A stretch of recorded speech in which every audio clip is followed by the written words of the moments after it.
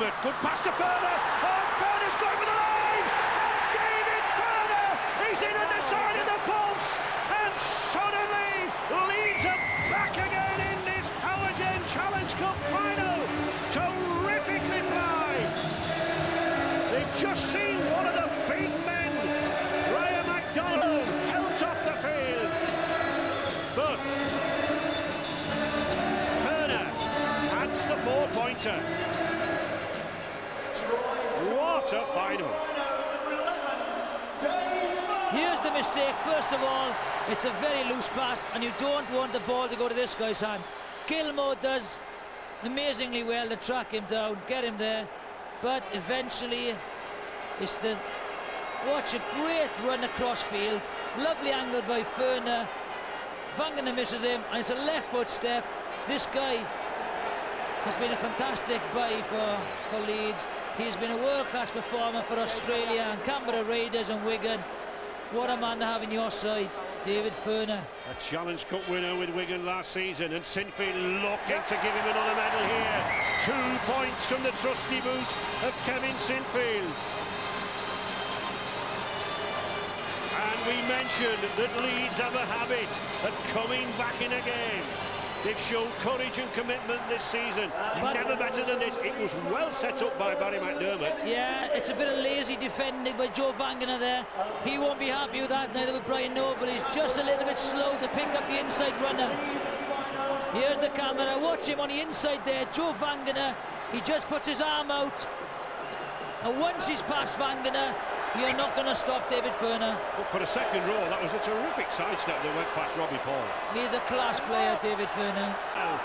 Frantic, frenetic defence here from Bradford. Leeds on the charge. The little rubber kick. Oh, he's offside. He's offside. A chance for a shot at goal.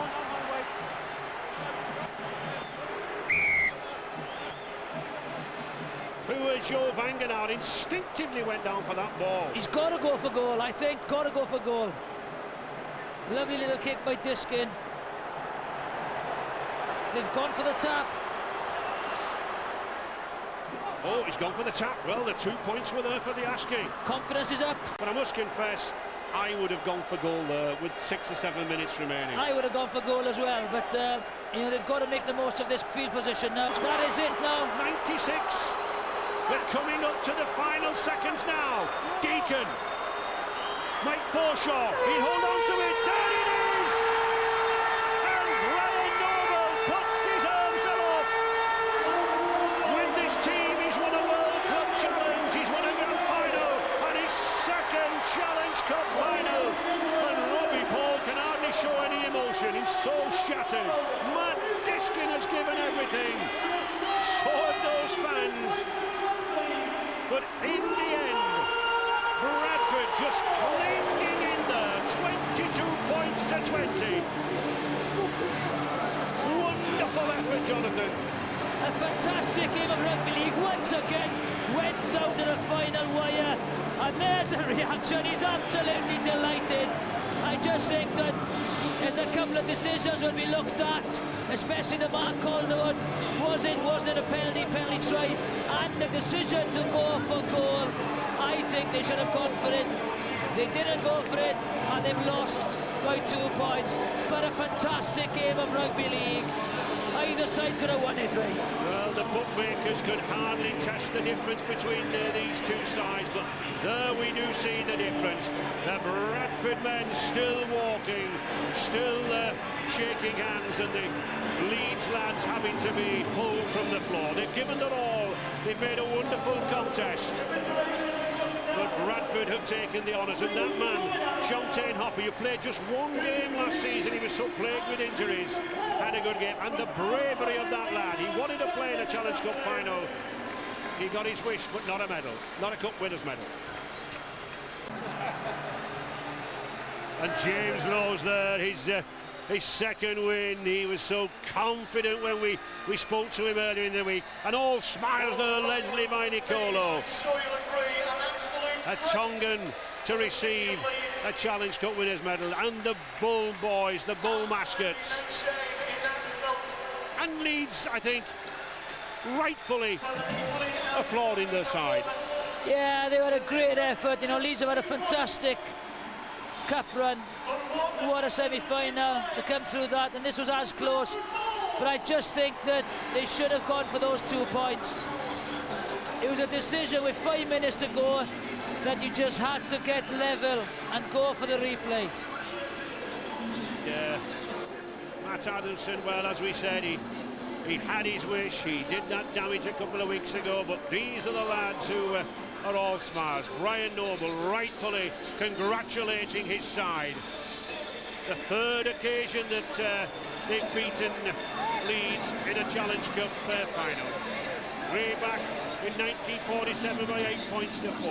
24-18 in the year 2000. And here today, just by the difference of 2 points. 22 points to 20. A courageous effort, Jonathan. Well, that man was huge. I think, look, you know, to have a fractured cheekbone or a fractured eye socket and play 80 minutes in a final is just immense, beyond the call of duty. But, you know, little things either win or lose matches.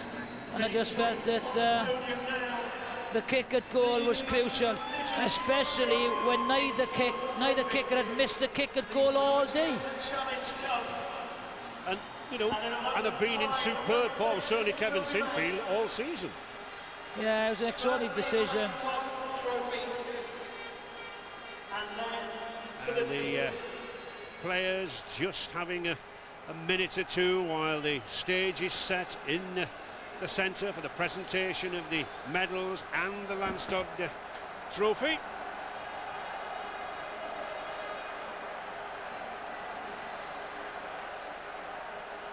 So 3 times Bradford have played Leeds in the Challenge Cup final.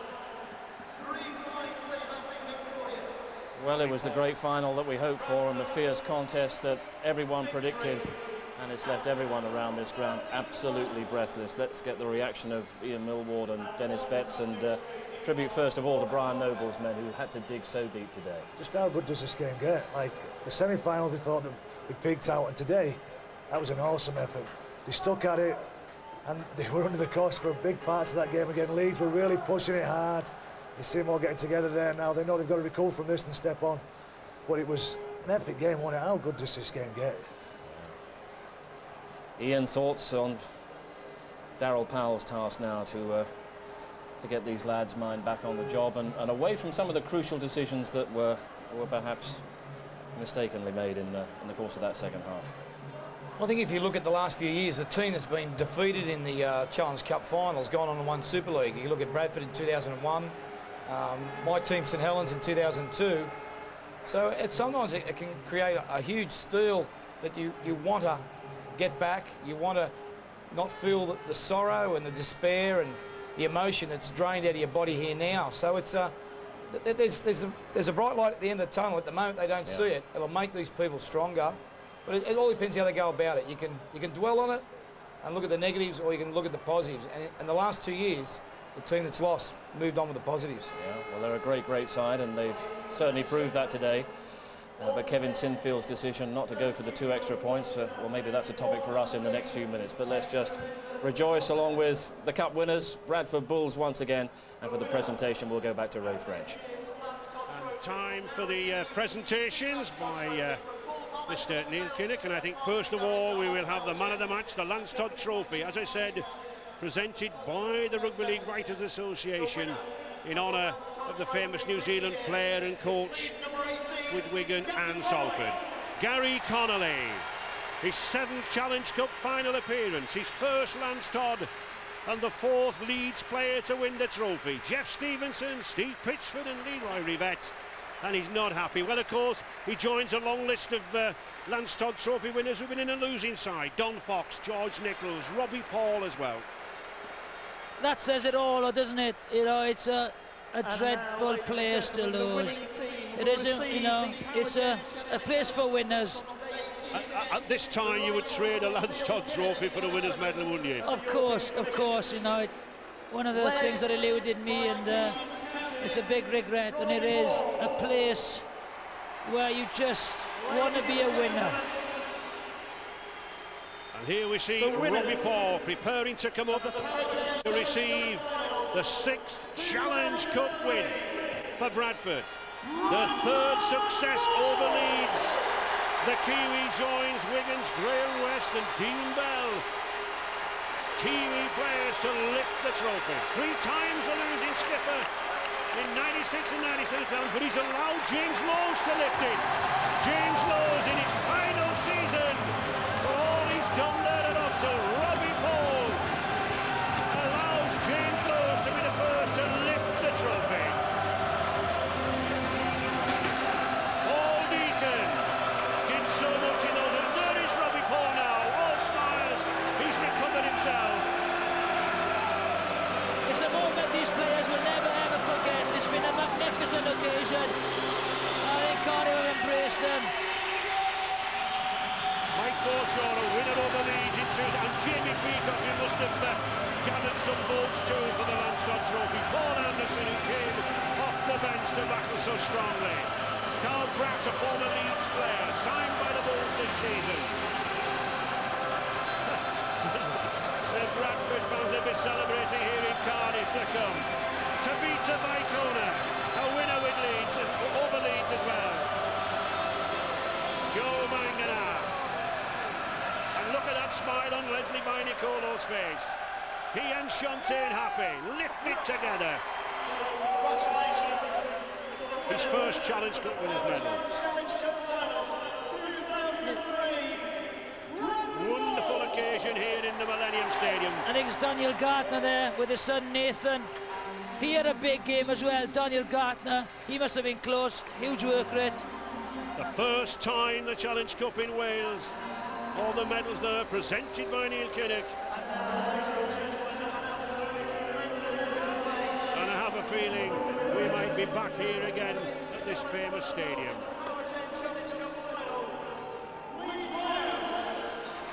And a satisfied Brian Noble. He's done it all, it's all over. And Joe Magnan has enjoyed himself. Why drink it when you can squirt it? And Leeds, Kevin Sinfield, the youngest skipper to lead Leeds in the Challenge Cup final.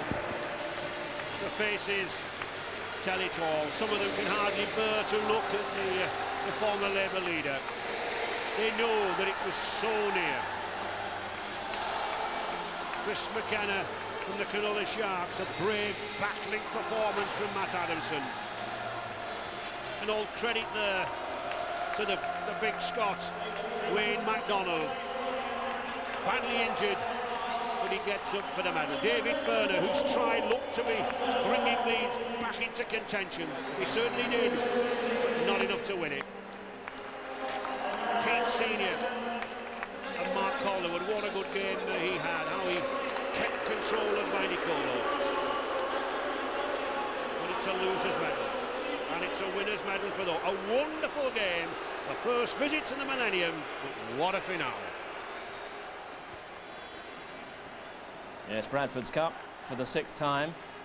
So let's just reflect a little on the periods in which Bradford might feel that they won this match, because let's recall they were 14 points to 8 down during the midpoint of the first half. So really it was the 10 minutes before half-time, the 10 minutes after half-time that they really exerted their authority. Yeah, Bradford were able to sort of build a little bit of pressure. I think they had a couple of players carrying injury leads. They used their interchange up a lot quicker than you would normally. And look, it was a very draining game, I think, for the fans, for the players, coaches, everyone. And tremendous final. But I just thought their ability in big games, Bradford, probably shone through a few times in vital times. Leeds' first experience for a lot of them in the big arena. They'll learn from it, but Bradford's probably composure at the end of the day was better.